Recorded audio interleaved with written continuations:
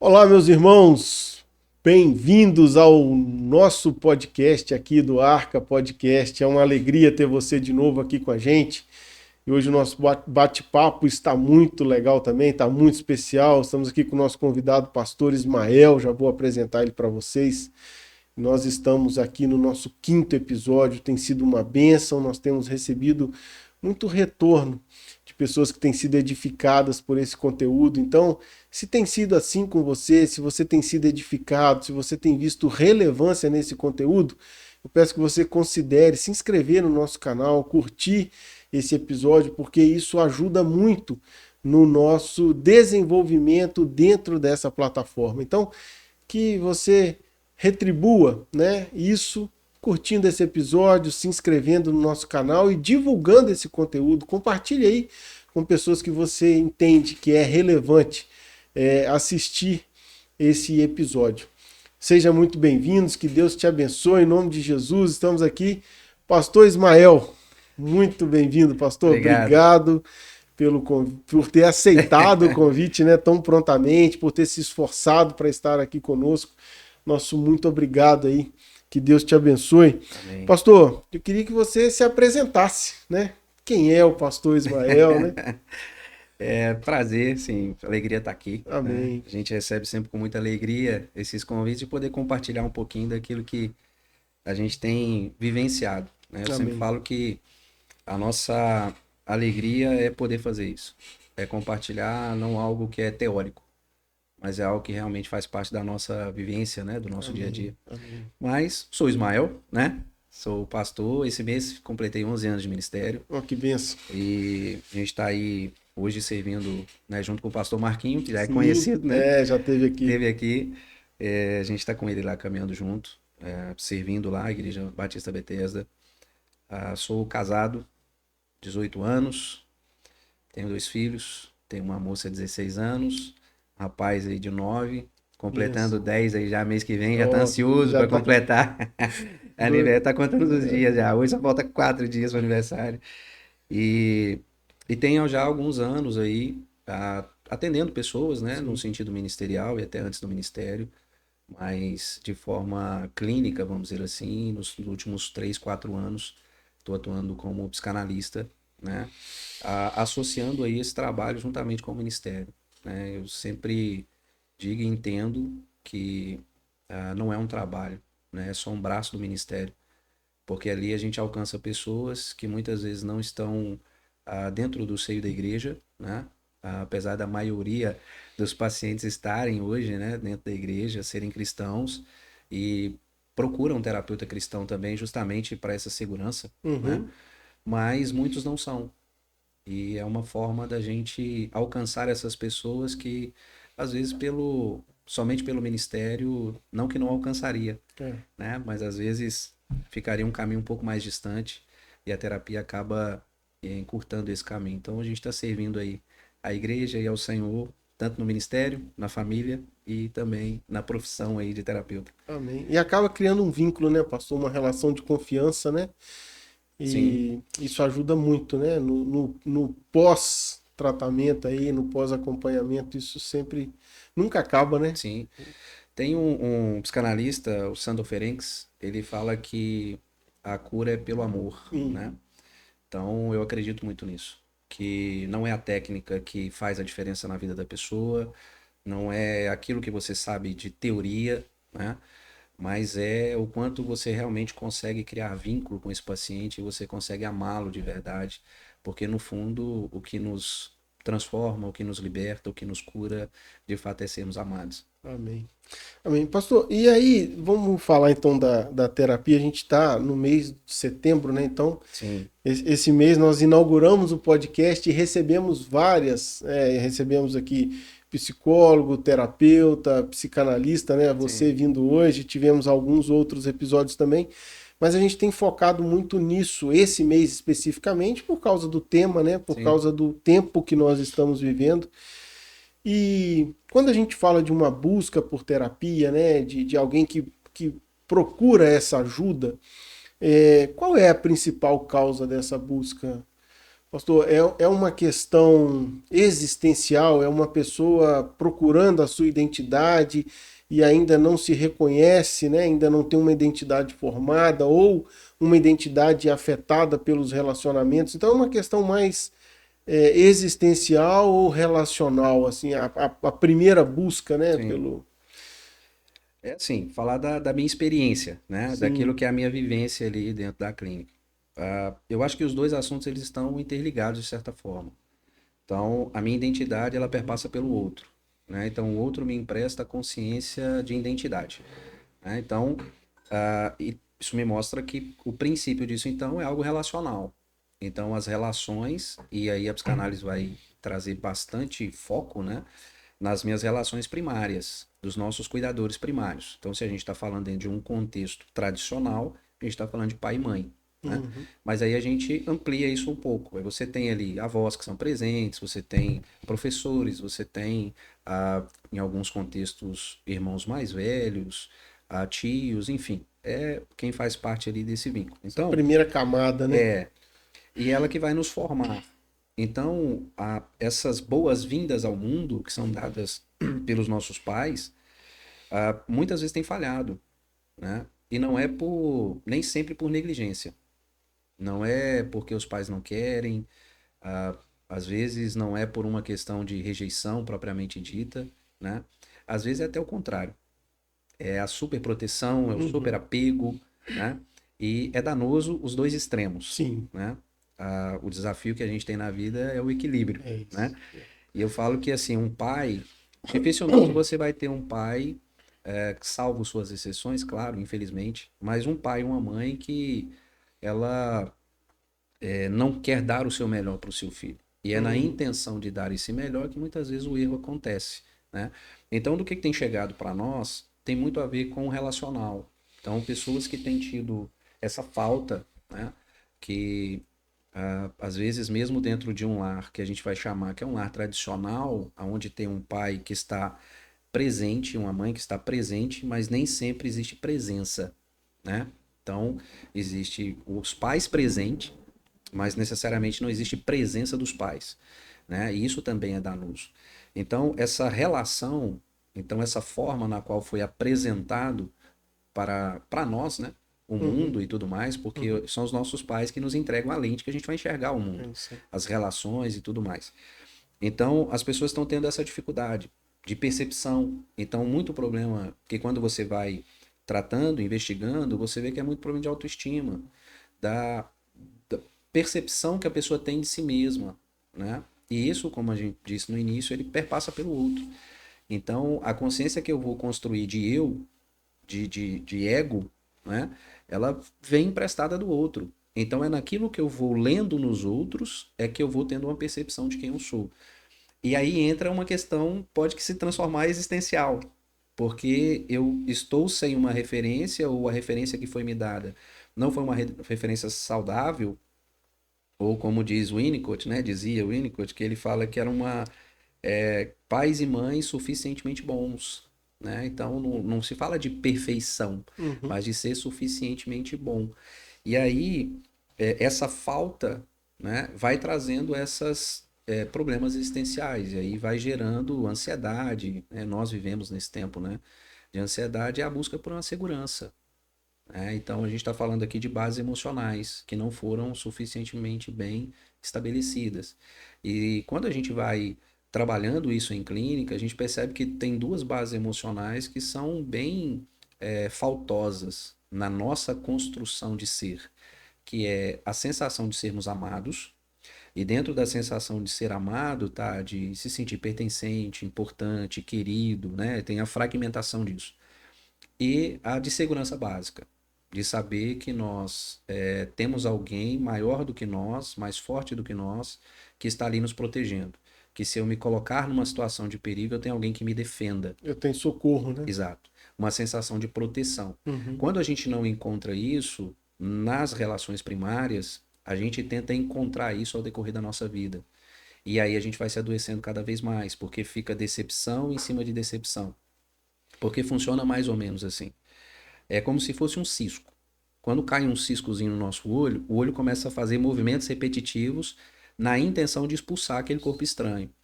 A nossa mente, a nossa alma, ela faz algo parecido, né? Então, quando algo nos acontece que nos machucou, tem um corpo estranho ali, né? Tem algo Uhum.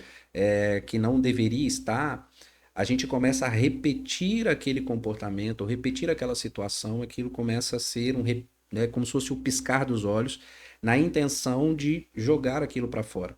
Então a gente tenta repetir, a gente vai repetindo. Por isso que muitas vezes, o que é muito comum também, pessoas chegarem para nós e você vê situações que se repetem, salvo algumas diferenças, mas muito repetitivas, relacionamentos, amizades, questões profissionais que vão se repetindo na vida da pessoa.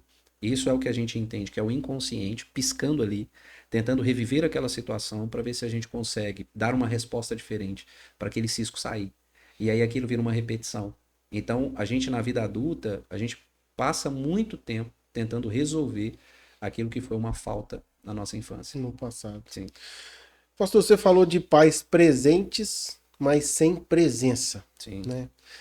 O que torna um pai presente com presença? É tempo? É qualidade desse tempo? É como que um pai que está em casa está achando que está presente, mas às vezes ele está fisicamente presente, né? Mas a presença dele não está sendo aproveitada, né? Sim.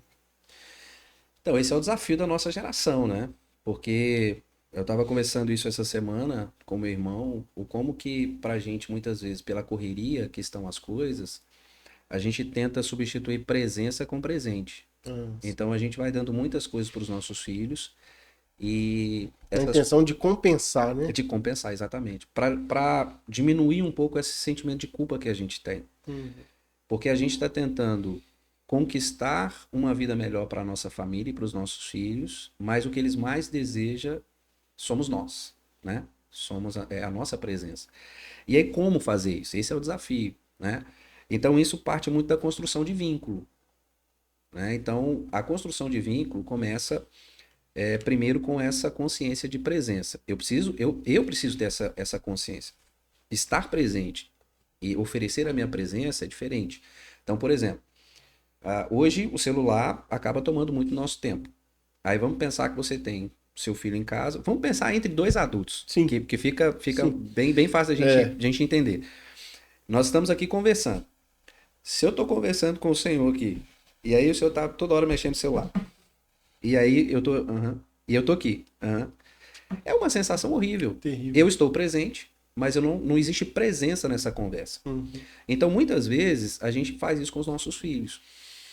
E a gente erra muito. Eu sempre falo que assim, como terapeuta, então seus filhos estão no paraíso. Eu falo assim, não, gente, eu sou humano também, né? Eu só tenho mais consciência do erro que eu estou cometendo, Sim. né? Mas assim, tem dia que você chega em casa, você está extremamente cansado. E às vezes é justamente aquele dia que seu filho está querendo te contar tudo que aconteceu nos menores detalhes. E aí você está ouvindo, ou seja, você está ali de corpo presente, você está escutando o som, mas você não está ouvindo. E a gente acha que os nossos filhos não percebem isso, e eles percebem. Do mesmo jeito que eu consigo perceber se tem presença na conversa que a gente está tendo. Sim. Né? Então, a gente menospreza a capacidade de uma criança de conseguir perceber isso. A criança, o adolescente, né? Então, primeira coisa é essa presença, de eu realmente estar ali quando, naquela situação, eu estou brincando, eu estou ali brincando. Eu estou ouvindo, eu estou de fato ouvindo. Eu não só estou ali. Eu estou em casa, eu estou participando. Então, essa presença, para a gente colocar dois objetivos assim bem simples para a gente conseguir colocar em prática, é a escuta. Né? Então, como que eu coloco essa presença? Eu estou de fato ouvindo. Eu estou ouvindo o que meu filho está dizendo. Né? Então, eu estou respeitando o que ele está dizendo.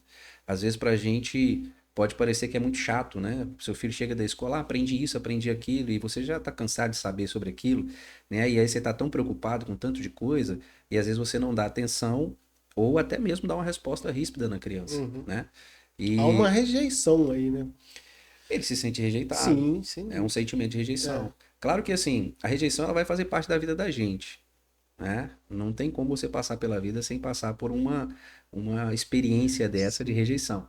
Mas quando essa rejeição vem dos pais, isso é bem danoso. Quando Né? vem dos pais e é continuada, né? Contínuo. Isso se repete. Sim. Porque a rejeição, ela tá ligada à rejeição não daquilo que eu faço, mas de quem eu sou, né? Então, aí é que é tão danoso, né? Então, quando eu consigo romper com isso, eu falo, não, eu quero ter um pouco mais de presença. E a gente está falando muito mais de qualidade do que de quantidade, né? Então, muito mais qualidade do que tempo. E às vezes vai ter dia que você está cansado, fala assim, não, mas é muito trabalhoso. De fato, é trabalhoso, né? Educar uma criança, constituir uma família saudável é de fato trabalhoso, né? Agora, você é humano. Tem Sim. dia que você está cansado, tem dia que você está nervoso, tem dia que você está impaciente. E aí uma coisa que você pode fazer é um exercício simples. Então, um pouco você está naquele dia que você está muito cansado e é um dia que seu filho também está muito ali querendo a sua Demandando, presença. né? Tá demandando. E aí você pode falar assim, olha, me dá 30 minutos. Aí vai no banheiro, toma um banho, né? Tira o seu tempo ali para ficar, dar uma relaxada e volta, né? E depois empresta a sua Volta, presença para ele, volta né? inteiro, né? Porque às vezes a gente tá ali e a gente só reage, Uhum. né? Então não é que a gente está falando que a gente só fica vendo a criança como se os pais também não tivessem os seus próprios problemas, né? Não, a gente tem. Uhum. Então é só que a criança não tem culpa daquilo. Então a gente precisa assumir a responsabilidade. Então, primeira coisa é essa presença através da escuta. De fato, escutar o que os filhos estão ouvindo. Tem um livro muito interessante, para quem gosta desse tema, Como Falar para o Meu Filho Ouvir e Como Ouvir para o Meu Filho Falar. É muito bom esse livro. E ele vai trabalhar muito esse conceito desse vínculo, né? Através dessa escuta. É muito bom o livro. E aí, a última, que seria uma outra forma da gente ter presença, é o afeto juntamente com o limite. Então, essa presença, ela também precisa ser exercitada com afeto.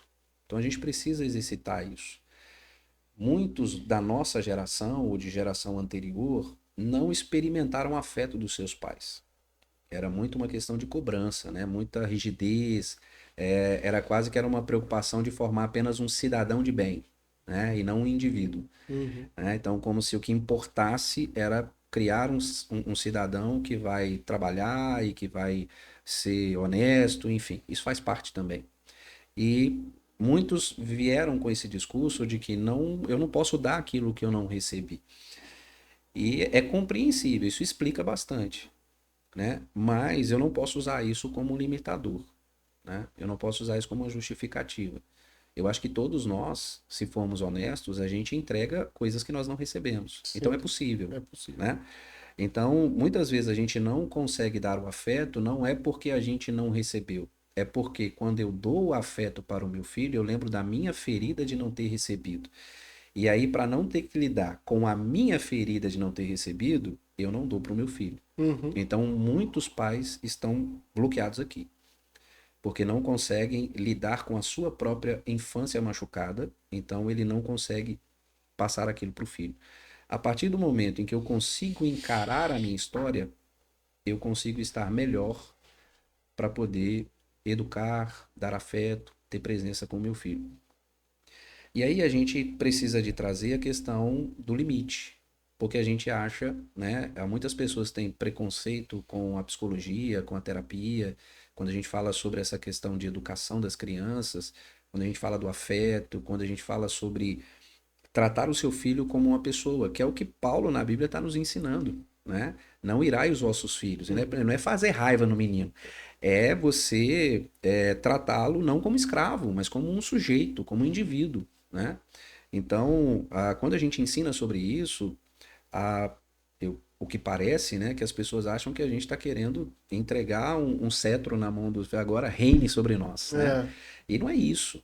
A criança ela também precisa de limite e o limite é o que está muitas vezes faltando no nosso tempo, porque os Uhum. pais para tentar corrigir o excesso dos pais que tivemos, da cobrança excessiva, nós estamos indo para o outro extremo, da permissividade.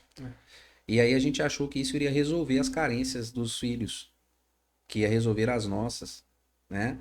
E na verdade a gente está maltratando ainda mais essa geração, porque agora eles estão tendo vontade demais, estão tendo muita coisa, mas não tem limite e eles precisam do limite para crescer. né? É preciso o limite, que também é uma expressão de amor. A Bíblia fala que Deus corrige aos filhos, Sim, né? Então, se é filho, vai ter correção. vai ser. E a correção é aquilo que nos deixa no eixo, né? Então, é aquilo que é como aquela árvore que está crescendo torta, a gente põe a madeirinha do lado e a gente amarra ali o arame e vai indo. Quando ela já está na fase adulta, né, que já está ali num ponto, fala, não, agora vai certo, você tira aquela madeira e ela fica com as marcas dos arames que a gente colocou. A gente pode chamar aquilo ali de trauma, mas é o trauma que endireitou. É os limites que nós colocamos para os nossos filhos é que fez eles se endireitarem. Então, o que a gente sempre está falando é sobre muito mais uma questão de equilíbrio. Então, eu não vou dar afeto demais, né, sem limite, porque isso é prejudicial. Mas eu também não vai ser só regra, só limite, só imposição. Porque tem que ter o afeto também, porque isso também prejudica. Sim. Então, como que a gente vai conseguir, agora falando de uma forma mais resumida, né? A gente ter presença ouvindo, exercendo de fato ouvir os nossos filhos, e aí serve para os filhos, para a esposa, para o marido, para os amigos, né? Para as relações, Para né, as para relações. tudo. Então, a presença é ouvir. Isso é fundamental, principalmente nesse mês do Setembro Amarelo. O que vai fazer diferença em alguém que pode estar com ideação suicida? Ouvi-lo, Uhum. mas ouvi-lo de verdade, ter presença, né? E é afeto com limite. Não é um em detrimento do outro, Uhum. mas os dois caminham juntos. Amém. Pastor, você falou aí sobre a questão do ciclo, né? Que se Uhum. repete num movimento inconsciente, né? Sim, Então você usou o exemplo do olho, né? Às vezes cada piscada nossa é uma arranhada, né? No sim, olho que está tentando expulsar alguma coisa que está fazendo mal. E na nossa vida também é assim, né? sim, Então se você tem ali um invasor, um agressor, você começa a repetir esses ciclos, né? Mas a intenção não é viver o ciclo novamente, é que dessa vez ele seja expulso, né? sim, E como você falou, isso é até de uma forma inconsciente da pessoa, né? sim. E aí, quem está nesse ciclo e está tomando consciência agora, pastor, fala, olha, quando eu ouvi isso, né, e realmente agora eu entendo que eu estou repetindo um processo, repetindo padrões de forma inconsciente que estão me levando sempre a um resultado ruim. E eu preciso quebrar isso, né? Preciso quebrar esse. Qual que é o caminho, pastor? Qual que é a quem nós vamos recorrer quando a gente toma essa consciência? Porque agora já não é mais inconsciente. Sim. Agora eu estou olhando para a minha vida, estou vendo aonde eu tenho errado recorrentemente e preciso sair daqui, né? Aonde eu busco ajuda, pastor? Como que eu... Então, a gente tem algumas ambientes que a gente vai conseguir encontrar essa ajuda, né? Então, se você tem uma amizade saudável, ela pode te ajudar nesse processo. Se você faz parte de uma comunidade, né, os líderes ou os irmãos mais maduros vão conseguir te ajudar nesse te processo. aconselhar É. nisso? Agora, isso vai depender também do nível de consciência de quem está te ouvindo, né? Então, sem querer puxar sardinha, né, mas o ambiente terapêutico é um ambiente muito propício para isso. Por quê? Vamos ser bem honestos. A gente gostaria que a igreja, pensando em comunidade cristã, que fosse um lugar onde as pessoas pudessem vomitar as suas questões, né? Que elas pudessem vivenciar os seus lados mais escuros.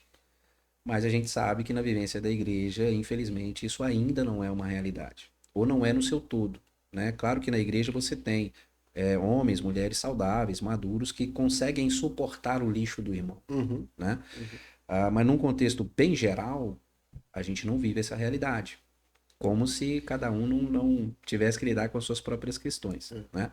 Nas amizades, a mesma coisa, né? Nem sempre nós temos amigos que estão dispostos a ter que lidar com o nosso lixo. E por que que é tão difícil? Porque a gente parte do julgamento do outro. Então eu não vou conseguir sair desse movimento repetitivo se eu não encontrar um lugar de acolhimento. Se eu não tiver a certeza de que aquela pessoa está ali inteira, que ela está ali sem julgamento para poder me ouvir, eu não vou conseguir sair desse ciclo. Por quê? Esse ciclo ele parte muitas vezes de uma ferida, de um episódio, né? E cada pessoa tem a sua história. Eu não tenho como julgar o que que é a dor do outro, né? Sim. Então, aquilo que pode ser traumático para mim pode necessariamente não ser para o senhor e vice-versa. Mas para aquela pessoa foi. E naquele momento foi, aquilo machucou, né? Então, assim, como que a gente vai tentar fazer isso? Trazendo cada vez mais consciência sobre aquilo. Então, quanto mais consciente eu estiver desse movimento repetitivo, mais perto de conseguir dar uma resposta diferente. Porque é aquilo que a gente chama no popular de ressignificar, né? Para nós ali na psicanálise a gente usa muito o termo da elaboração. E elaborar é trazer luz mesmo. Então, ó, tá, ouvi lá no podcast que existe essa questão do movimento repetitivo e cada vez que eu pisco, é o que o senhor falou, né? Arranha mais, então machuca mais. Então a ferida, em vez de resolver, ela está aumentando. Uhum. E aí, o que fazer? Né? Então, é entrar num processo de elaboração. Eu preciso encarar essa história. Então, eu gosto de usar lá com os meus pacientes aquela assim, a gente vai, no processo terapêutico que a gente faz é fazer uma leitura da sua própria vida. Só que quando a gente estava escrevendo, algumas partes foram muito dolorosas para nós. Então, a gente pula algumas partes. E a gente deixa algumas partes em branco. E elaborar, encarar o que aconteceu, é ter coragem de voltar e escrever essa parte que está em branco. Sim. Porque dói, aquilo doeu. E a gente está tendo uma dificuldade de lidar com isso. A gente está tendo uma dificuldade de encarar o real. E a gente está criando uma fantasia cada vez mais elaborada para nós, de uma perfeição que não existe. Então, essa diferença entre o mundo ideal, a vida ideal e a vida real, ela está aumentando cada vez mais. E o ideal é que ela fique. Ela nunca vai estar aqui, É. né? Mas ela dela não ter essa distância Quanto mais próximo, exagerada. melhor, né? Exato. E esse é um. E aí, pastor, a gente precisa tocar nesse assunto, né? Esse fenômeno está agravando, né? Essa distância da vida real para a vida que eu imagino, ou que eu fantasio. Você acha que há uma contribuição aí dessa modernidade nossa, de rede social, de comparação, de querer, né, mostrar para outras pessoas quem eu sou através de como eu vivo, né? Então é uma Sim, identidade fragilizada ali, ou até fragmentada, né? sim. A rede social é onde reina o falso selfie, né? Então, assim, ela contribui muito, porque nós temos um grupo de pessoas, né, fragilizadas na sua identidade, que é fruto de relações que não funcionaram, e aí encontram na rede social uma forma de trazer o ideal para supostamente essa vida real. Uhum. E quando a gente olha para a rede social, ninguém posta lá o capinando lote, né? Até assim, tem uns que ainda faz, né? Mas assim, geralmente quer passar aquela ideia realmente da vida ideal, porque isso vende, né? Muito comercial isso. É, E aí a gente começa a se comparar.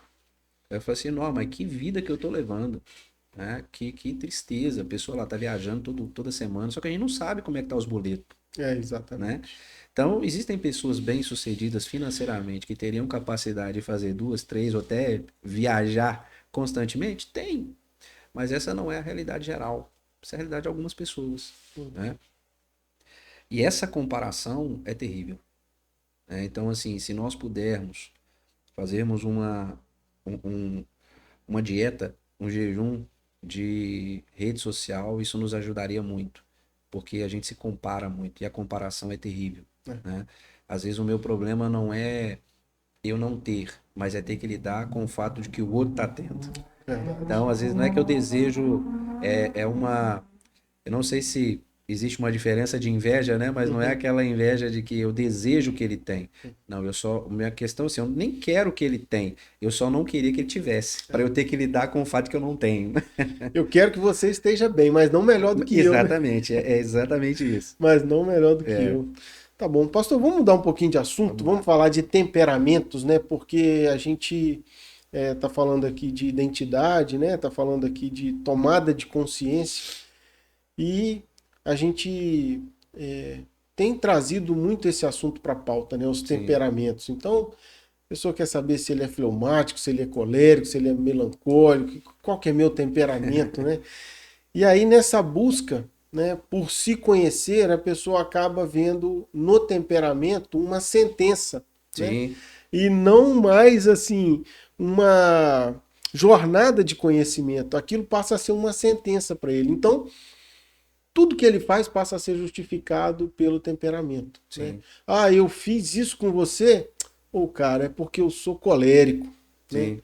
Ou então, poxa vida, eu não fiz isso, é porque eu sou melancólico, então eu sou, né? E aí a gente passa a justificar o que era para buscar um autoconhecimento e um desenvolvimento, né, nosso Sim. de identidade, vira ali uma sentença ou um escudo, né, pastor? Como que a gente lida com isso aí? Como você tem aconselhado, né? Como você tem visto isso? Sim. De fato, esse é um grande problema que a gente tem, né?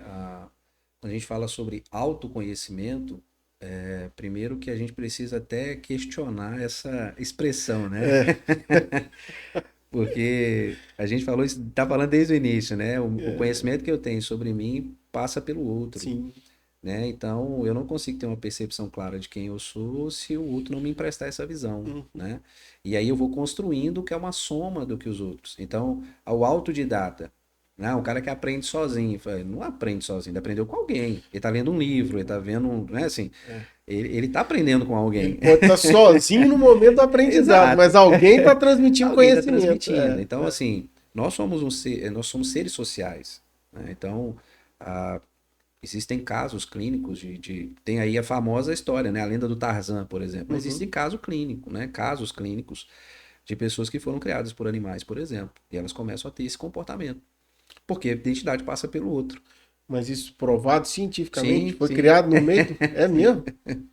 Tem artigos, o próprio Freud tem lá o Menino dos Lobos, então tem ah, casos, né, reais. O meu professor uma vez contou de uma criança que foi criada no meio de galinhas.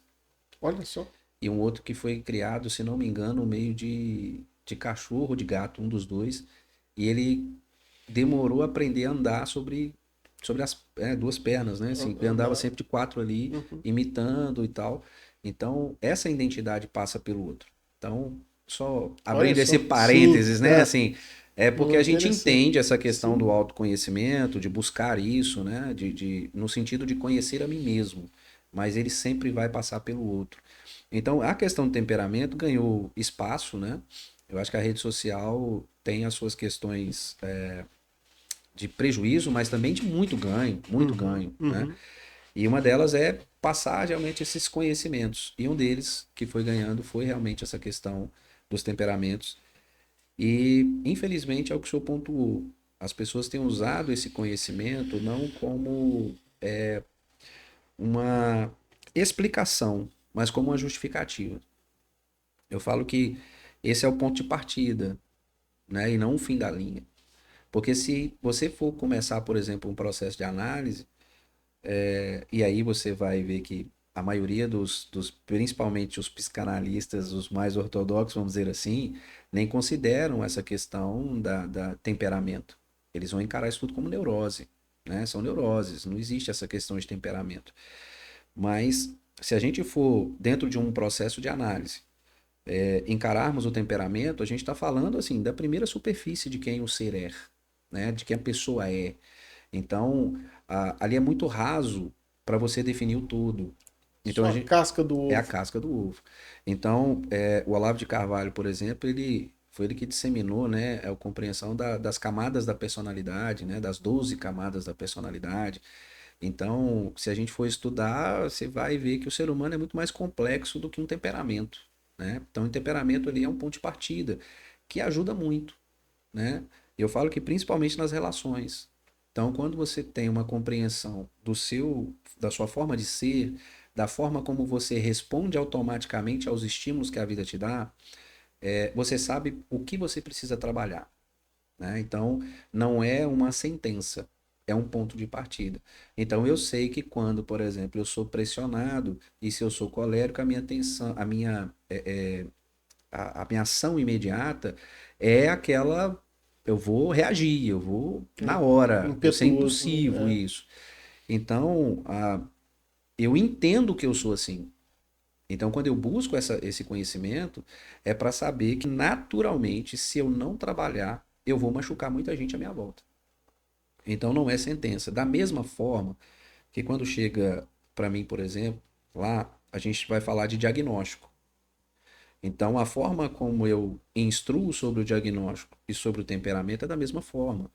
O diagnóstico não é uma sentença, é um ponto de partida. Então, eu não posso justificar o meu comportamento por trás de um transtorno. Agora, explica, explica. Traz leveza, Uhum. né? E por que a gente precisa ficar dando nome? Colérico, melancólico, fleumático, Fleumático. sanguíneo. Aí a gente vem TOD, TDAH, autismo, ansioso, depressivo. Por que a gente precisa ficar dando nome para as coisas? Porque, infelizmente, a gente erra muito nessa questão da empatia. Então, quando eu encontro uma resposta, por que eu sou assim? Né? Por que dessa dificuldade? Eu encontro uma resposta que está relacionada ao meu temperamento, está relacionada a um diagnóstico que eu tenho, isso tira peso, isso tira culpa. Então, isso traz leveza. Né? Uma das coisas que a gente mais ouve na clínica em diagnósticos tardios, né, já aí na fase da adolescência, juventude e a vida adulta, falar, nossa, tirou um peso das minhas costas. Porque a pessoa se culpa. E se culpa por quê? Porque ela não consegue se encaixar. E porque ela não consegue se encaixar, ela fica se esforçando muito. E aí, quando as pessoas chegam e questionam, ela fica. Não tem uma resposta. Ah, porque eu sou assim. Uhum. Mas eu não devia ser assim. Sim. Agora, quando eu tenho não, eu tenho uma resposta. Não é porque eu sou TDAH, eu sou TOD, eu sou autista, não é porque eu sou colérico, eu sou fleumático, eu sou melancólico. Isso traz um pouco de leveza, Uhum. entende? E a gente não precisaria disso se a gente simplesmente aceitasse as pessoas do jeito que elas são. Se a gente exercitasse o amor do jeito que a gente precisaria exercitar, que é amar as pessoas. Sim. E o amar, ele não pede nada em troca. E é muito difícil pra gente, porque como cristãos, a gente percebe que a gente está tropeçando no primeiro ponto. No amor. É. Naquilo que a gente mais prega, Uhum. muitas vezes é aquilo que a gente mais tropeça. Então, nós também dentro da igreja estamos precisando que alguém me entregue uma justificativa, uma explicação do porquê que ele age desse jeito. E eu não posso, por exemplo, eu não consigo aceitar o fato de que, tá, essa pessoa talvez ela seja só um pouco mais introvertida. Ela tem talvez um pouco mais de dificuldade, de sensibilidade nessa área. Ou essa pessoa é um pouco mais reativa. Olha, aquela pessoa é um pouco mais lenta para responder. Nossa, aquela pessoa é muito talentosa, mas ela tem muita vergonha. Uhum. Nossa, aquele ali faz festa sozinho, que cara insuportável, né? Assim, o É. cara tá alegre todo dia, o dia inteiro. Não é possível. Então, assim, se a gente aprendesse a lidar com o ser humano e amasse o ser humano, de fato, como ele é, né? A gente talvez não precisaria dar tantos nomes assim, Sim. né?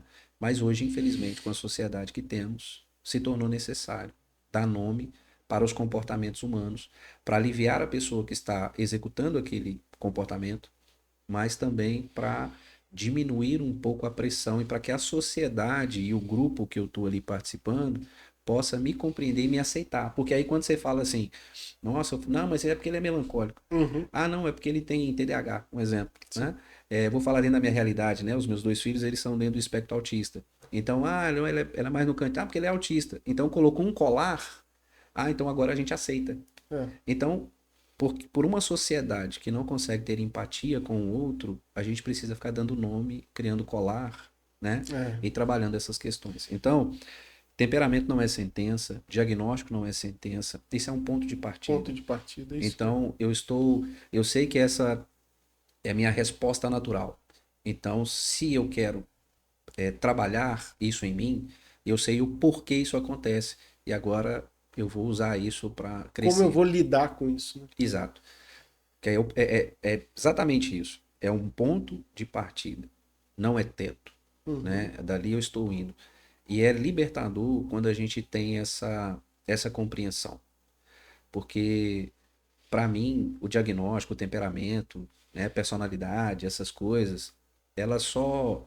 Não é que elas só servem, mas eu acho que elas ajudam muito porque alivia um peso enorme na pessoa. Sim. né? Tem todo esse contexto de aceitação que faz parte desse peso que é tirado. Então, quando chega um paciente para mim, por exemplo, que eu percebo que a gente talvez esteja falando de algum transtorno, e a gente encaminha para avaliação, não é porque vai fazer alguma diferença, né? Porque a vida dela vai continuar do mesmo Sim. jeito. O tratamento a gente vai continuar. Eu sempre falo que eu não trato transtorno, eu trato pessoas, Uhum. né? Não é que eu estou negligenciando o transtorno, mas o transtorno para mim só explica algumas coisas, mas ali por trás tem um ser humano, Sim. e é o ser humano que a gente vai tratar. É isso. Pastor, e é interessante assim, eu tenho tentado fazer um exercício quando alguém fala alguma coisa nesse sentido, né? E a minha pergunta tem sido assim, o que que é normal, né? O que que é normal? E a pessoa fala, eu acho que fulano não é normal. Eu falei, mas quem Quem que é? é normal? E a gente tem uma tendência de achar que o normal é ser igual a gente, né? Sim. E aí, quem que é normal? Quem é igual eu? Quem pensa igual Não. a mim? Quem se vê igual a mim? Sim. E aí a gente, né? Aí, o que que é normal? O que é ser normal, né? Não, e quando a pessoa pensa assim que o normal é ser igual a mim, já tá bom, porque a maioria pensa que o normal é igual ao outro, É igual, né? Igual a maioria. igual a maioria, E né? sabe o que que é Igual... muito interessante nisso? É assim, a gente leva isso realmente em tom de brincadeira, porque de fato, quem que vai definir o que que é normal? O normal vai depender de grupo, É, de espaço, enfim, de época, né? sim. O que é normal para uma época não é normal para outra. E quando você sai do macro e vem para uma visão micro de indivíduo, você vê que ali tá todo mundo tentando encaixar naquilo que supostamente acha que é comum e a maioria está sofrendo tentando fazer É, isso, é. né? Então, tentando correr atrás do ideal do normal. Eu vi uma cena esses dias de uma reunião corporativa, né? Então, uma sala de reunião com as pessoas sentadas ali e um cochichou pro outro assim, ó, se você olhar bem, tá todo mundo fingindo, né? E muitas vezes É a pessoa exatamente tá isso. ali só fingindo, né, para ser aceito como normal, Sim, porque ela não consegue ser aceita como ela é, né? Como de sim, fato ela é. E essa questão do diagnóstico, pastor, como isso tem abençoado as pessoas. sim, Olha, eu conheço um amigo, né, um colega, que ele recebeu o diagnóstico aos 28 anos de idade, que ele é autista. sim, Diz ele que a sensação de libertação que ele teve, a sensação de que alguém entendeu ele, sim.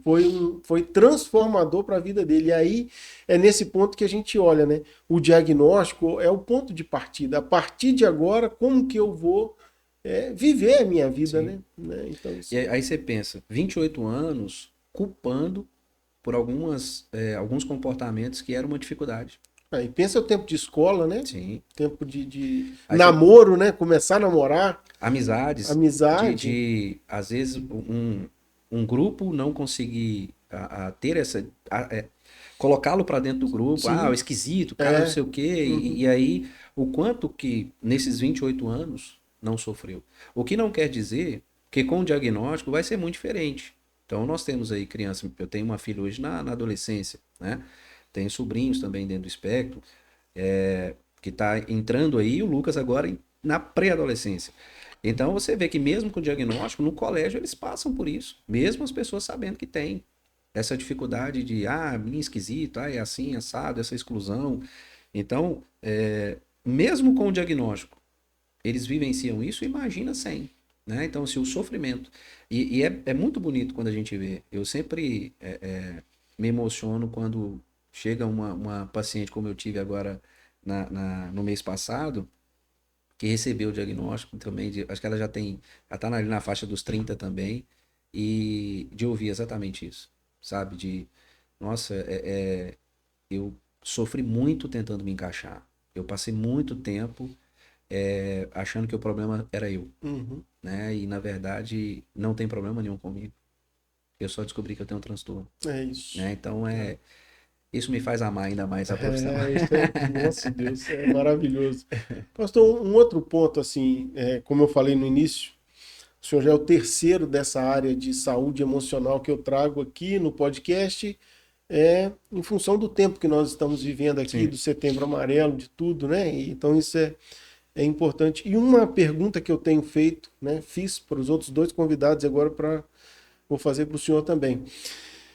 O cristão e a terapia, pastor, né? Você falou aqui que às vezes a igreja deveria ser um ambiente mais acolhedor, Uhum. né? Um ambiente de mais segurança, né? E eu tenho tentado aqui, como pastor da nossa comunidade, colocar isso, irmãos, aqui é o lugar mais seguro da Sim, terra. Se você tem vontade de pregar e não sabe, começa aqui, porque sim. aqui você está em Tá segurança, entre né? irmãos. Pô, você está entre irmãos, você está no melhor lugar que você poderia estar para Sim, cometer um erro, né? Para não ser julgado, para não ser linchado, sim, né? E a gente vê que às vezes a igreja tem se tornado também um ambiente um pouco insalubre, né? Um sim. ambiente, né, meio complicado assim, quando a gente fala desses relacionamentos, quando a gente fala de vida na vida, né? E aí, pastor, você percebe que o cristão ele tem uma resistência a buscar a terapia, porque isso pode ser visto por quem quer que seja como falta de fé, como algo espiritual, e às vezes o cristão, sabendo que precisa, ele um pouco adia isso ou tenta resolver sozinho por causa desse preconceito. Ainda tem isso? Olha, infelizmente sim, mas a gente também não pode negar que melhorou muito, Sim, né? já tem um caminho Sim, percorrido, né, pastor? temos aí uma galera que veio antes da gente, que trabalhou bastante isso. Tem muitas pessoas, assim, bem, com muita presença nas mídias sociais, trabalhando esse tema. Então, Tem um xará melhorou. seu, Ismael, Tem, né? Ismael Sobrinho, O cara é de bom. BH, ele é muito bom. Então, assim, hoje já não é como antes, mas ainda temos uma bela estrada pela frente, né? Então, se a gente for olhar no macro, melhorou. Mas quando a gente vai chegando mais perto, Tá longe do ideal. tá longe do que deveria ser o ideal. Porque a gente para muito nessa questão. Então, de que é só orar. Uhum. E aí a gente entra nessa questão que, assim, eu não sei como foi quando a medicina começou a ganhar espaço. Sim, Se os cristãos da época também tinham esse problema, sim, né? Não sei, acredito que não, porque é. quando dói no corpo, a gente tem menos problema com isso, né? Quando quebra um dente, né? A gente corre pro Ninguém dentista. tem problema de Não procurar um corre pra dentista. oração, né? Exatamente. Ninguém liga para os irmãos, seu irmão, vamos fazer uma corrente de oração aqui, Quebrei o meu dente. dente quebrou, É, para Deus restaurar esse mas dente. quando quebra a emoção, né, pastor?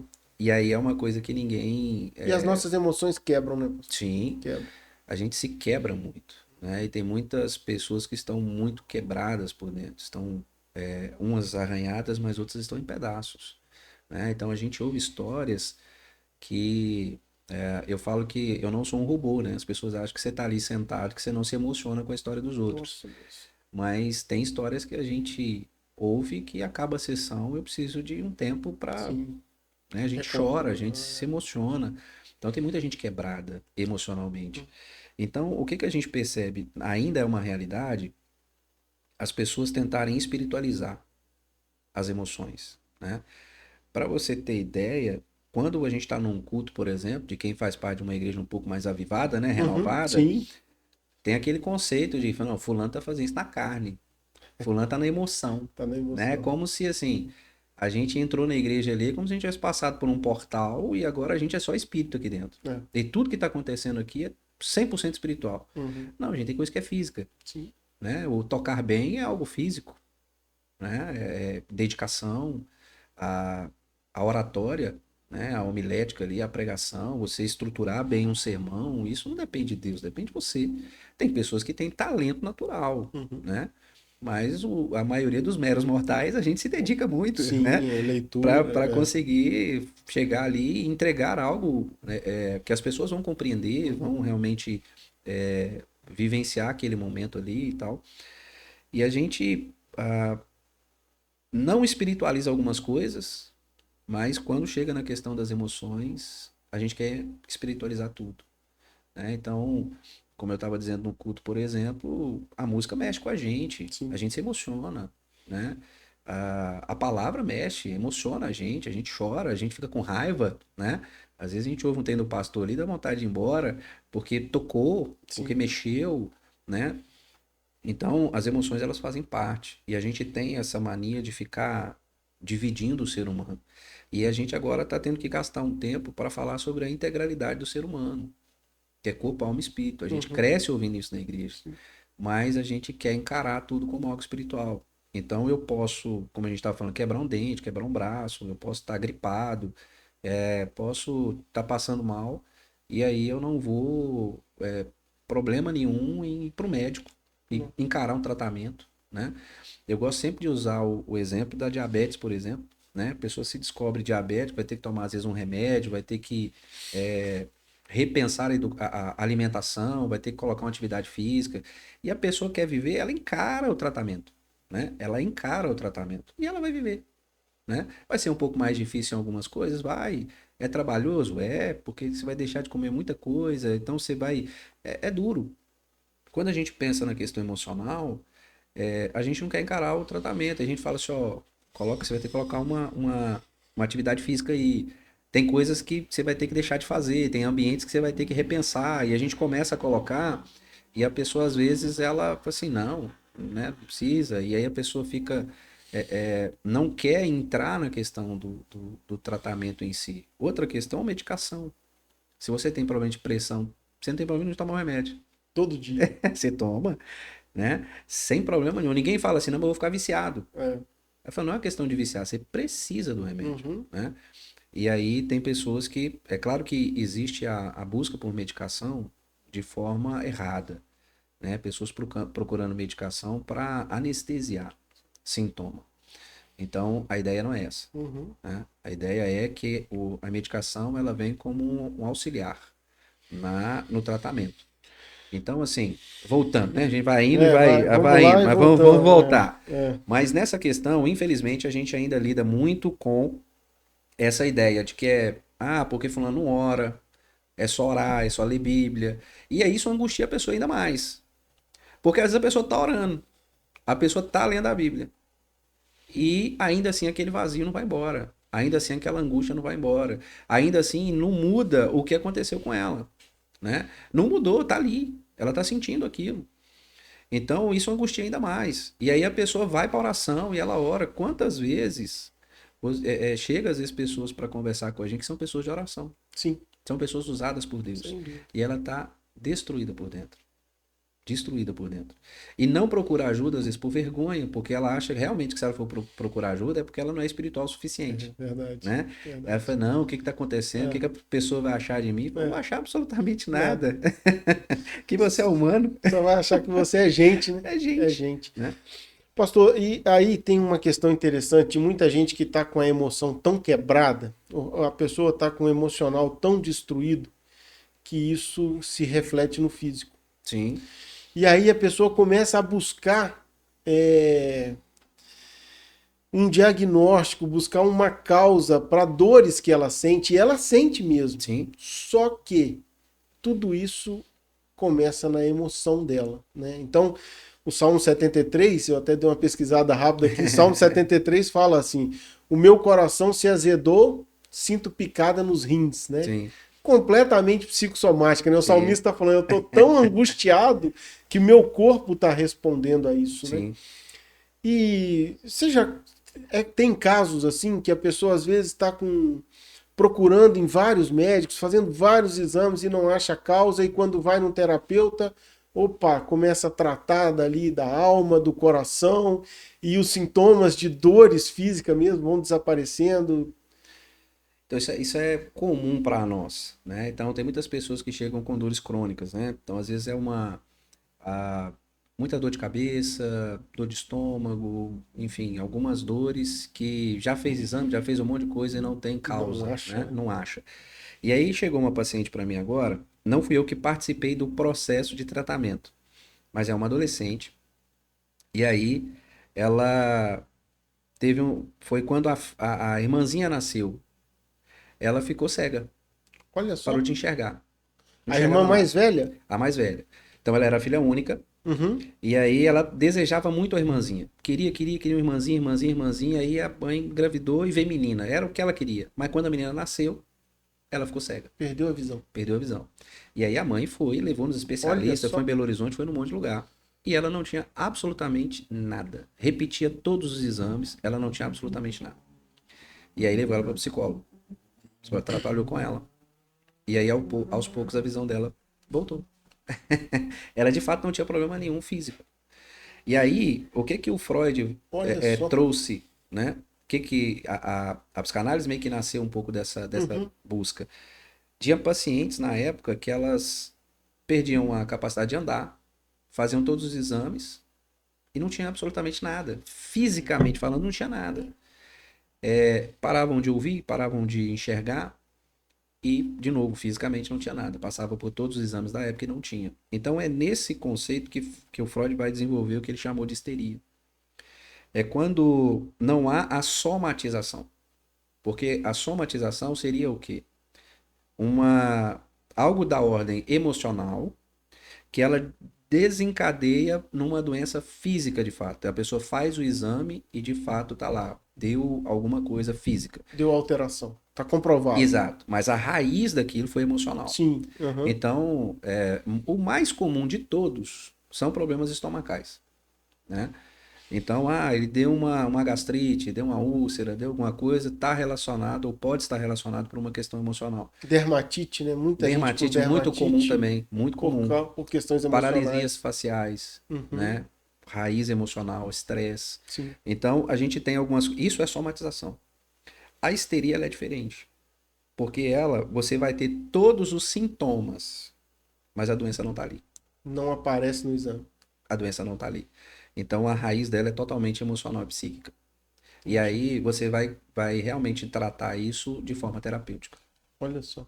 Então, isso é muito comum. E o sintoma, num conceito geral, seja ele físico ou comportamental, né, ele vai desaparecer a partir do momento em que você está olhando para ele, a partir do momento em que você elabora, a partir do momento em que você encara, a partir do momento em que você fala sobre ele.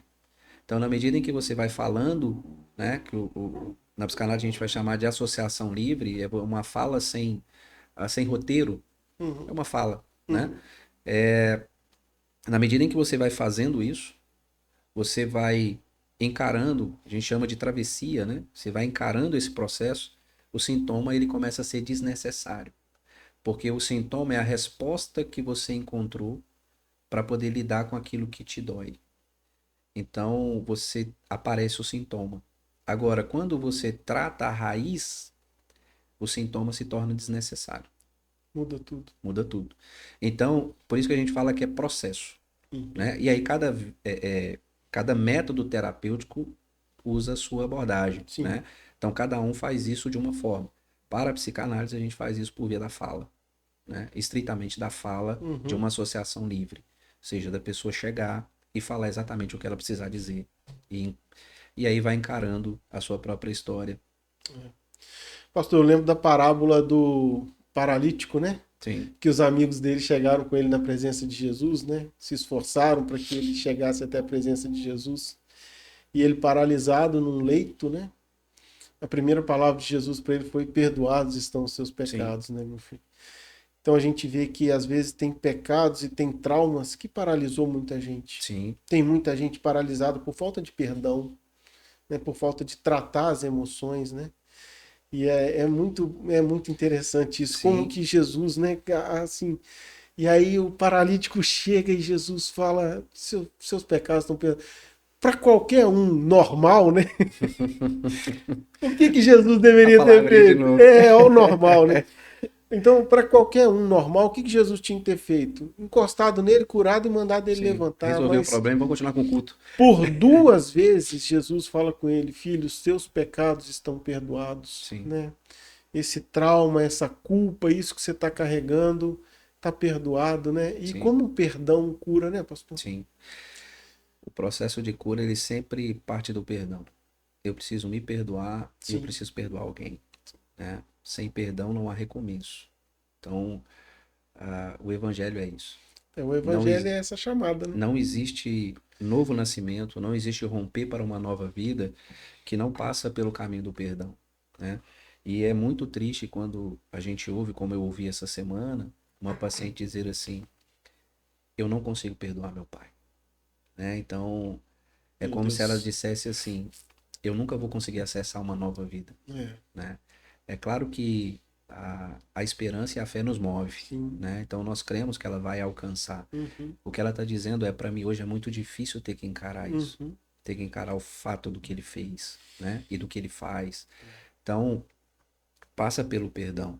E eu estava até conversando com os jovens agora, né? Antes de virmos para cá, justamente essa questão que assim, o que mais paralisa o desafio da igreja hoje não é somente um desafio espiritual, né? A gente tem sofrido muito e as pessoas têm tido muita dificuldade com as questões emocionais. Então a gente estava falando lá sobre a questão da filiação de Deus. Uhum. E aí, o que que a gente entende? O nosso problema hoje, pastor, não é as pessoas não entenderem que são filhos de Deus, que são filhas amadas de Deus, que ah, eu não tenho que fazer nada por merecer a salvação, né? Como Paulo nos ensina em Efésios. Então, eu sei que é pela graça, eu sei que não é por mérito, eu sei que eu sou filho de Deus, eu sei que eu sou amado, eu sei que o Senhor me perdoa. Saber, a gente sabe. Então, o nosso problema não está no âmbito intelectual. Uhum. A gente sabe. O nosso problema é que a gente não consegue se sentir filho. A gente não consegue se sentir amado. A gente não consegue se sentir perdoado. Aqui é que está o gargalo. Então, quando você vai conversar com as pessoas, ela fala assim: olha, eu sei que Deus me ama. Eu só não consigo me sentir merecedor do amor de Deus.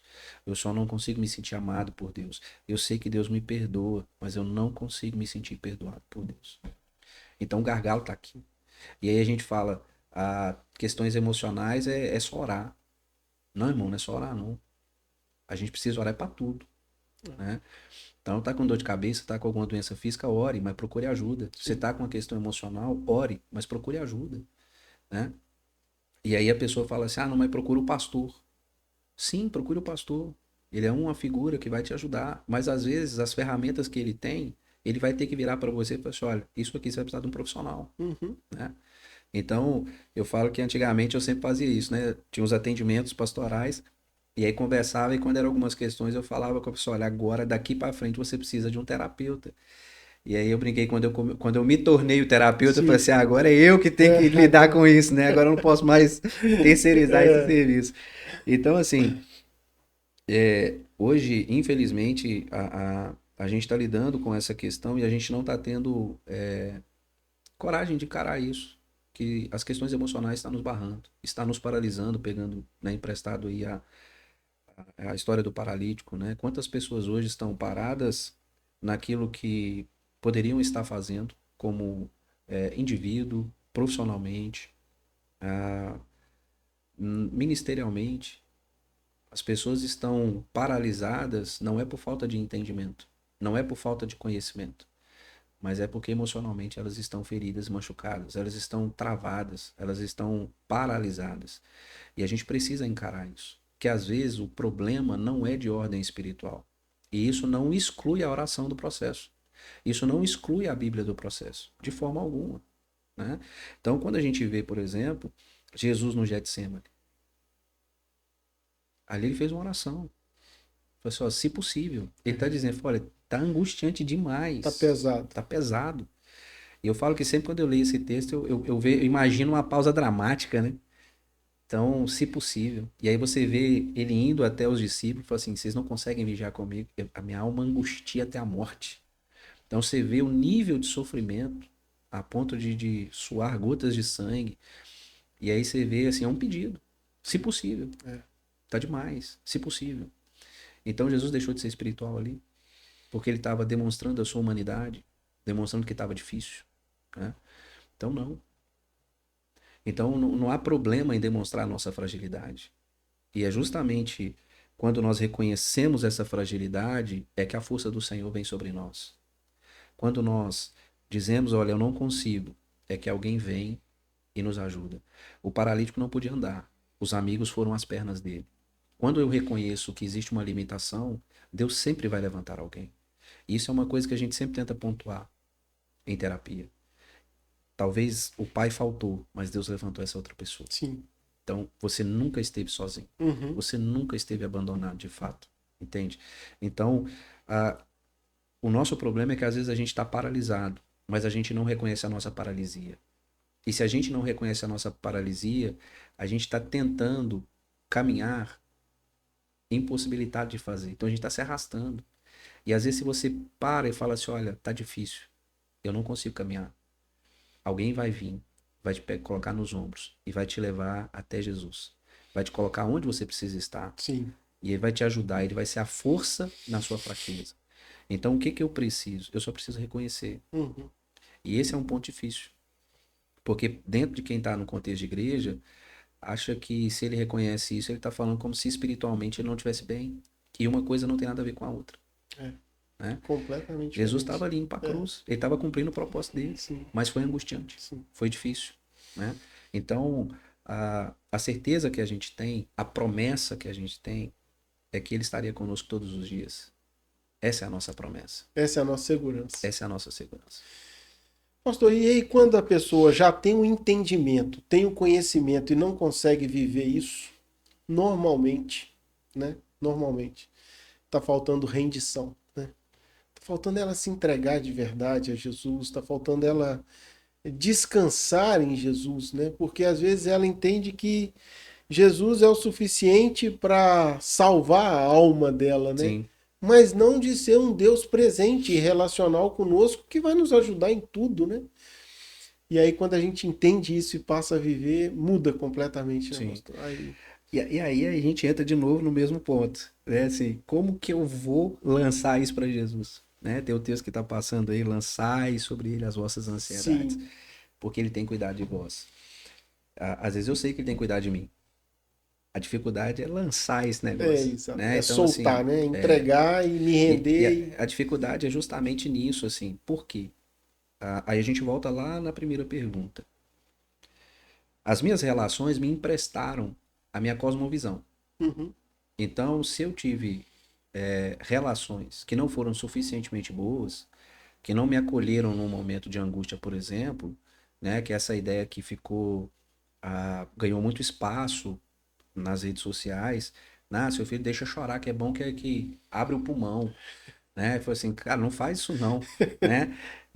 Existe um momento, eu falo que é um baita de um desafio você ser pai, é, né? É um baita desafio. E não se preocupe, você vai traumatizar seu filho. Faz parte do processo. Não se preocupe, é né? natural. Faz parte.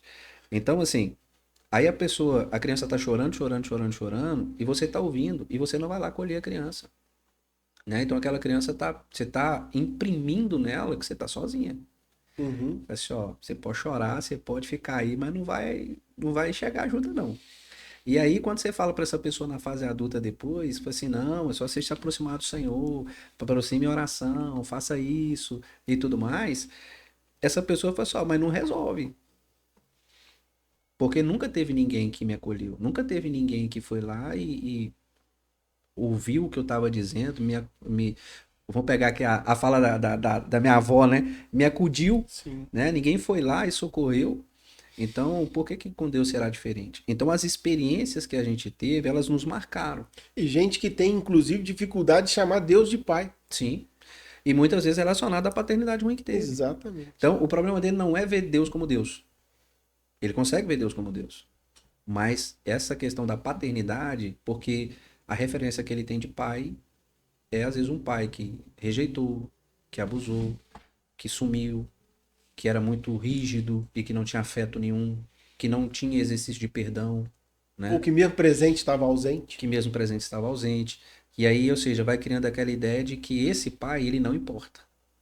Não importa. O Deus a gente consegue lidar porque Deus dá a ideia de poder, de força, de sobrenatural. Agora, pai, a gente está falando de intimidade, de sentar no colo, Segurança. de abrir o coração, de se sentir amado, seguro, É. né? A gente está falando de vínculo. Então, eu não consigo estabelecer vínculo. Uhum. Então, o nosso gargalo está aí. Não é na compreensão, mas de se sentir assim, me sentir amado, me sentir pertencente. Porque a gente precisa curar as nossas relações. Eu falo que é curar a nossa criança ferida. A gente precisa acolher essa criança que habita em nós.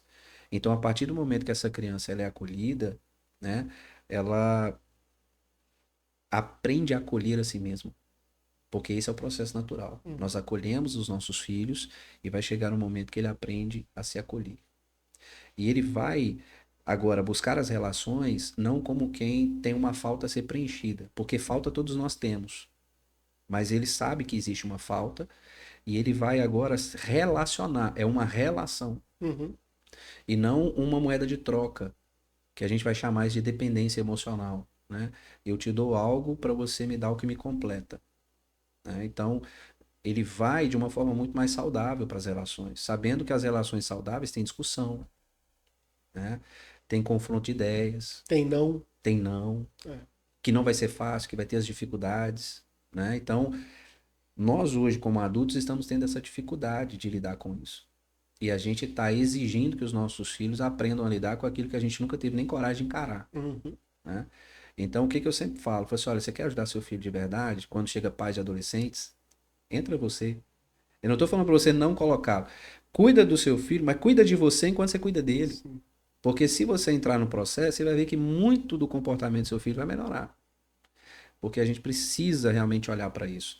Então, se eu estou lá dentro de uma relação com Deus, eu não consigo desfrutar disso, eu preciso olhar para minha alma. Eu preciso olhar para isso. E encarar que, por exemplo, é o que eu falo sempre. Não tem como mudar o que aconteceu. Então, eu falo que na terapia, e às vezes eu falo isso logo no início para quebrar as expectativas, eu falo assim, olha, eu não estou aqui para resolver os seus problemas. A gente não tem essa intenção. Porque problema a gente vai resolver, um vai vir mais depois. Então esse você já está acostumado, então é melhor você ficar com ele. Tem outro na fila já É, esperando já tem alguns na fila ali só esperando você é, resolver esse para ele para aparecer. Então, chegar o se for próximo. só para resolver problema, deixa esse que esse você já está acostumado. Deixa o mal conhecido. Então é muito mais do que isso, né? O que a gente está ali é para que você realmente encare as suas faltas, de saber que esse mundo idealizado, essa vida idealizada, ela não existe, né? É o convite para o real, é você encontrar nesse ambiente relacionamento. Talvez um relacionamento que nunca aconteceu lá fora vai acontecer aqui. Como uma paciente, por exemplo, que chegou a comentar que, olha, eu não, para mim ninguém é como ela vive num sentimento como se ninguém se importasse. Eu falei, ninguém se importa. Eu sou para todo mundo, mas quando é comigo ninguém se importa. Uhum. E aí eu só falei assim, não, eu me importo, né? Eu me importo. Então, o que a gente tem ali é uma relação. E essa relação de afeto, essa relação de amor é que vai gerando cura. Porque talvez ali é o único ambiente em que aquela pessoa ela foi de fato escutada em algum momento. Que ela sentiu que alguém se interessou pela história dela, pela dor dela, né? Então, é só em ambiente terapêutico que isso acontece? Não. Numa amizade verdadeira acontece. Dentro da vivência da igreja, isso acontece. Em família. Em família, isso acontece. Então, eu preciso encarar isso. Uhum. Então, quando eu encaro isso, eu vou entender que tem coisas que serão resolvidas. Rapidamente, eu vou dar um exemplo Sim, que eu dou vamos lá. para os meus pacientes. Imagina-se um campo. E aí, nesse campo, como é o quintal da minha casa. E aí, esse quintal simboliza a minha vida, a minha história. Uhum. E aí, eu tenho 3 buracos nesse campo. E aí, tem um desses buracos, eu olho para ele e falo assim, cara, esse aqui dá para. Tem terra ali o suficiente que dá para preenchê-lo. Você vai lá e preenche aquele buraco. Por questão de geografia, consciência de geográfica ali, você sabe onde que aquele buraco dava. Fala, tinha um buraco aqui, mas ele não existe mais. Você pode pisar, você pode passar ele por cima, tá resolvido, tá tranquilo. O buraco foi totalmente preenchido. E aí você tem um segundo buraco que você não tem terra o suficiente. Às vezes você não tem terra nem para começar a preencher, ou às vezes você consegue preencher só pela metade. Uhum. E o que que dá para fazer? Pô, rapaz, tem uma tampa ali que encaixa. Vamos pôr uma tampa nesse negócio. Existe uma tampa, mas o buraco continua ali. Então a tampa foi a forma que eu encontrei para conseguir continuar habitando aquele espaço sem me machucar, sem me perder. Uhum. Mas eu sei que aquela tampa ali, ela não suporta muita coisa. Às vezes ela é frágil. E que eu não posso ali colocar muita coisa ali em cima, que ela pode quebrar. E eu vou ter que encarar o buraco de novo, né? E existe uma que não tem nem terra suficiente para cobrir, preencher, e nem tampa do tamanho que possa tapar. Então ela fica exposta. Cabe a mim, dentro desse ambiente, saber que ali existe um buraco que ele não tem como, é uma falta que ela não tem Uhum. preenchimento. Uhum. Eu aprendo a lidar com a ideia de que existe um buraco ali que eu vou ter que aprender dentro do terreno, do espaço que eu tenho, a respeitar aquilo, Contornar de alguma forma, né? de alguma forma. E aí, tem pessoas que têm tanto medo daquele buraco que elas não conseguem nem se aproximar e nem falar dele. E o que eu falo que no processo terapêutico a gente aprende a caminhar para perto desse buraco. Não no sentido da gente buscar essa aventura louca Uhum. Não, é para você ver que faz parte do seu terreno também aquele Não é buraco. pela adrenalina, é para Não, perder o medo. é. Faz parte do seu terreno aquele buraco ali também. E aí você encara ele de frente. Uhum. E aí você às vezes, só coloca um limite. Sim. Pessoal, é o que dá para fazer. Uhum. Então a nossa vida emocional é muito isso, né? Então tem coisas que a gente resolve. Tem coisas que a gente vai colocar as tampas, a gente vai encontrar paliativos ali, e que talvez em algum momento a gente até consiga tirar a tampa e preencher e resolver. Acabar de completar, né? É. Mas às vezes não, tem coisas na vida da gente que vai ficar ali uma tampinha. Fala só, deixa a tampa aí, Deixa aí. deixa a tampa. Isso. E tem uns que é um buraco. E ele vai ficar. Então eu sempre exemplifico essa questão do buraco, por exemplo, é a perda de alguém Uhum. que a gente ama. Como que preenche isso? Como que põe uma tampa nesse negócio? A pessoa faz falta mesmo. Impossível. Né? Então, assim, perdi meu pai, perdi minha mãe, perdi, né, avós que eu tinha muito contato. Como é que você preenche isso? Não tem jeito. Você só aprende a lidar com essa falta. Né? Então, na vida da gente, existem faltas que a gente aprende a lidar. Então, não é que vai resolver a falta de um pai na infância, o abandono de um pai, ou qualquer outra coisa que a pessoa tenha sofrido. O que a gente aprende é ter ferramentas emocionais para que a gente consiga lidar com essa falta. Uhum. Então, não é resolver problema. É a gente crescer o suficiente a ponto da gente estar pronto para lidar com o que a vida vier nos apresentar, porque outros problemas virão. E na medida em que você vai caminhando em análise, você está aumentando o nível de consciência sobre você mesmo. Ou seja, você vai descobrir mais um bocado de BO Ah, aí. mas vai descobrir muita coisa. Vai descobrir muita coisa. E tem buracos, né, pastor, que são irreparáveis, né? Sim, E às vezes a gente lida, né, igual o exemplo que o senhor falou da perda de um pai, né, de uma mãe, mas avós, mas a gente tem muitos pais, né, que perderam filhos, sim, que é completamente antinatural, né? sim. E esse buraco Como que se repara isso? não tem Não tem jeito, como, não tem não tem jeito. como. Eu atendi uma mulher que o filho dela morreu com 7 anos afogado. Meu Deus. E aí você imagina o nível de culpa Uhum. que essa mãe carrega. E nada do que ela passe e repasse na mente dela vai trazer o filho de volta. Então, é muito desafiador. É. É muito desafiador. E às vezes, a, a gente não consegue suportar isso. Uhum. Né? Então, quando a gente está escutando o outro, a gente quer resolver o problema do outro. E o outro só quer ser escutado. É. A gente quer dar receita, né? E a pessoa não está procurando aquilo. Né? A gente vê isso muito no contexto ali do marido e mulher, né? A Uhum. mulher só quer desabafar e o cara tá dando solução pro problema. E ela fala, não, eu só quero que você Eu me não quero escute. resolver, não, só Exato. quero falar. Que aí É. esse conflito, né, da mente da mulher e da mente do homem. Mas emocionalmente falando, é exatamente isso que acontece. A gente não quer necessariamente que as pessoas tragam receita pra gente, resposta, que elas tragam, que elas expliquem por que isso aconteceu. Às vezes isso é o que é verbalizado, Uhum. mas no final das contas ela só está dizendo, olha, por que isso aconteceu no Uhum. sentido de, olha, tá doendo demais, né? E às vezes a gente não suporta essa tempestade do irmão, né? Então, isso é algo que a gente precisa aprender, né? Aprender a suportar a, a tristeza do outro e acolher essa tristeza, acolher essas tempestades que a pessoa está passando, porque o Senhor não me chamou para resolver o problema do outro. Se a promessa dele para nós, a gente apontou isso, não é nem que ele ia resolver os B.O. tudo, vai resolver no final, Uhum. né?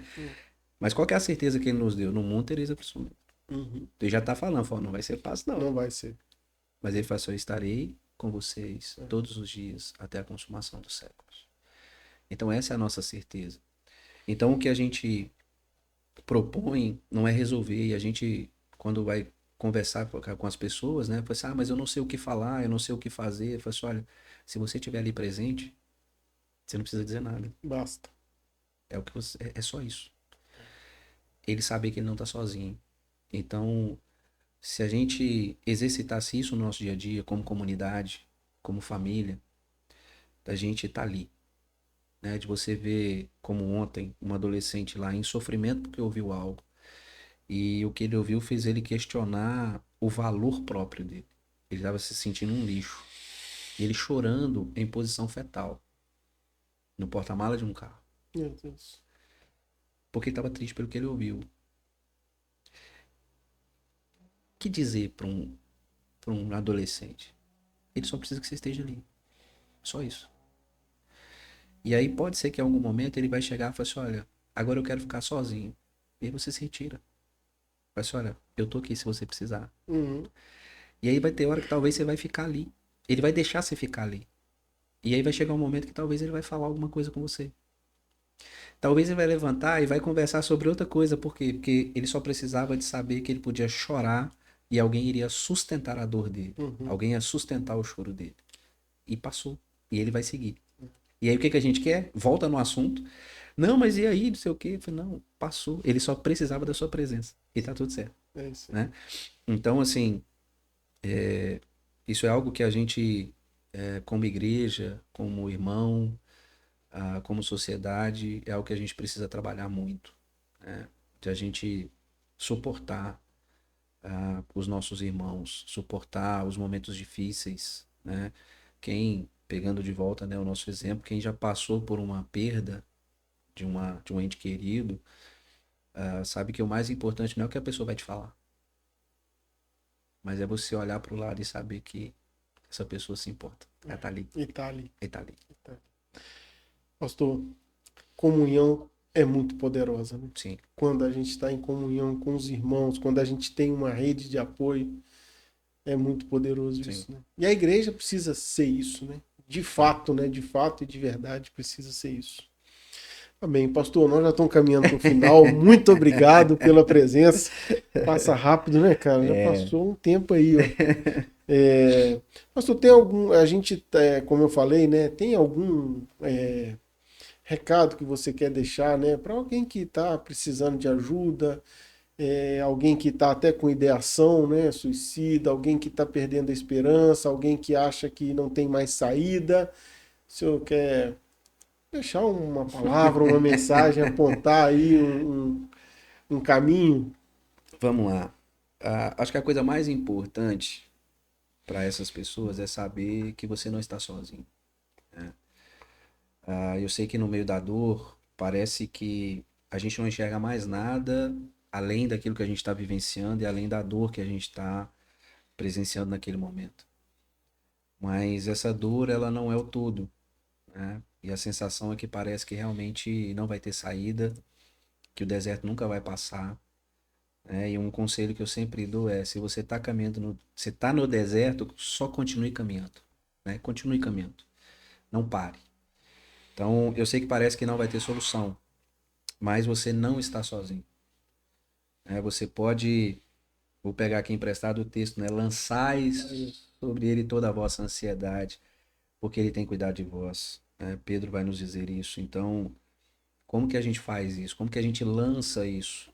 Talvez você está aí agora assistindo, ouvindo, e você não tenha ninguém fisicamente com quem você possa falar agora, né? Ou talvez as experiências que você teve na sua vida fez com que você acreditasse que ninguém se importa, como foi mencionado aqui. Mas você pode dobrar o seu joelho aí ou até deitado, sentado, exatamente como você está agora. E você pode fazer uma oração. Você pode falar com o Senhor o que que você está sentindo. Deixar que essa dor ganhe vida através da sua voz e da sua fala e você colocar isso para fora. E tenha uma certeza, que parece algo muito simplista. É algo simples, mas não é simplista. Quando você faz isso, há uma paz que vem sobre você. A palavra de Deus nos diz que quando a gente faz isso, a gente lança ao Senhor, quando a gente, através dessa oração, através da súplica, através de ações de graça, ou seja, não importa como você está fazendo, o importante é que você faça. Que a paz de Deus, que excede toda a compreensão humana, ela guarda o nosso coração em Cristo Jesus. Então, quando você faz isso, uma paz reina, ela vem sobre nós.